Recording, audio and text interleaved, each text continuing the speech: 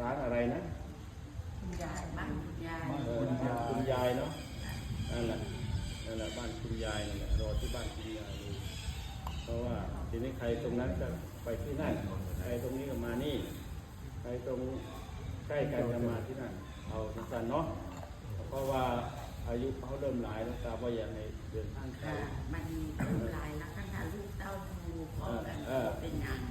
ลูกเต้าพ่อจะพาไปมันเขาก็ให้เวลามา3-4 มื้อแล้ว ก็เป็นยัง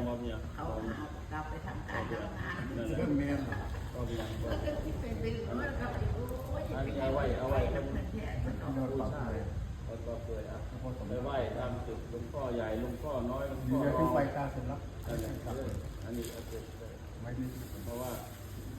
เป็นมีคู่หลายเทวดาหลายองค์คอยรักษาไหว้พระพุทธ เขา ธรรม ไม่เอามาจากยาที่ไหนไม่ทำ เป็นใจยากแต่ยังธรรมดา